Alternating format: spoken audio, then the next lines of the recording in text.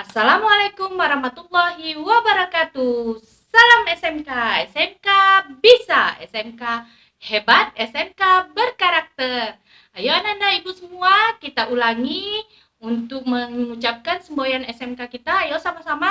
SMK bisa, SMK hebat, SMK berkarakter. Terima kasih. Beri tepuk tangan.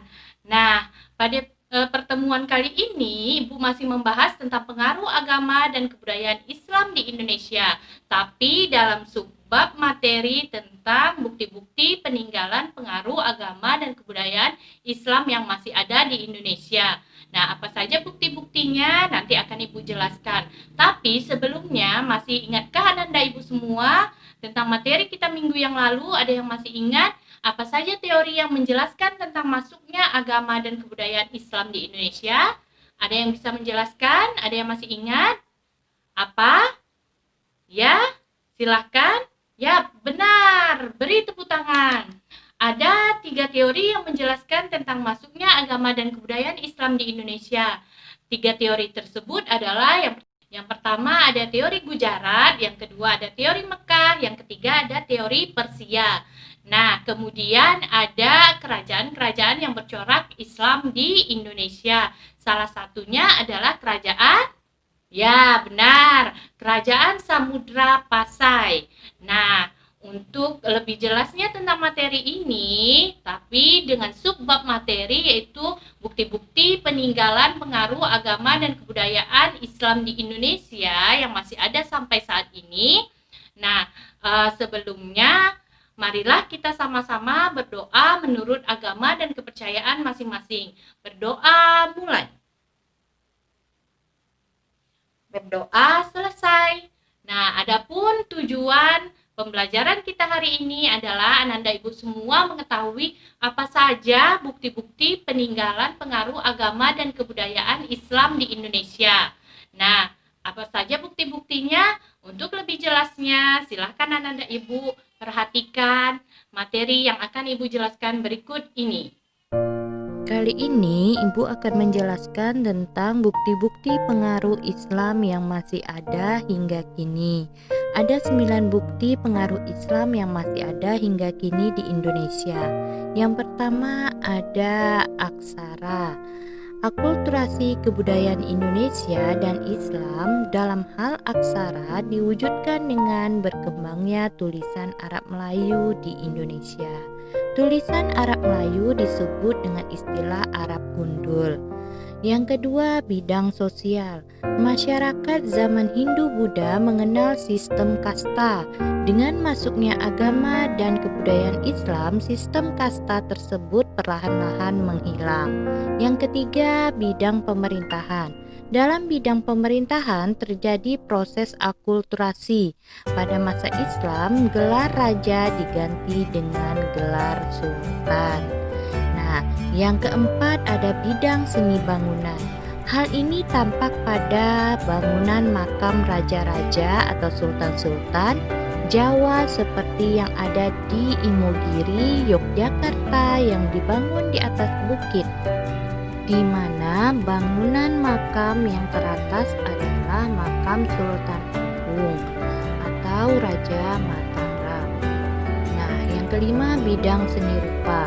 Di Indonesia, agama dan kebudayaan Islam membawa pengaruh dan perubahan pada bidang seni rupa, terutama seni lukis, seni ukir, relief.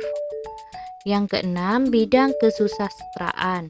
Karya sastra memang dipengaruhi oleh sastra Islam yang berasal dari Persia, misalnya dalam kisah Bayan Budiman, Amir Hamzah, dan 1001 Malam. Yang ketujuh ada bidang seni pertunjukan.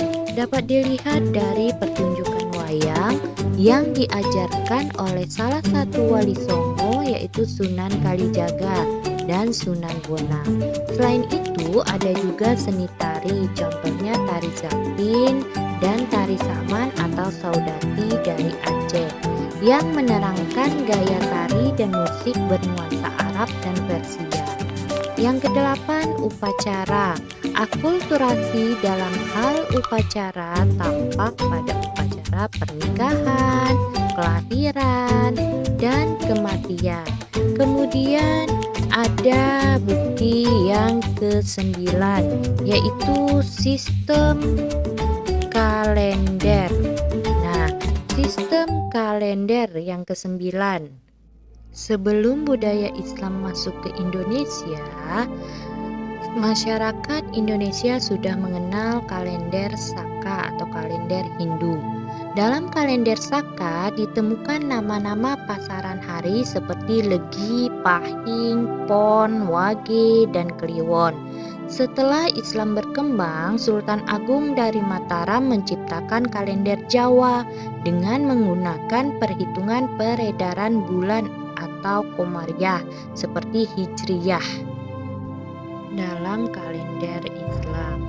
Pada kalender Jawa, Sultan Agung melakukan perubahan pada nama-nama bulan seperti Muharram diganti dengan Suro, Ramadan diganti dengan Pasa.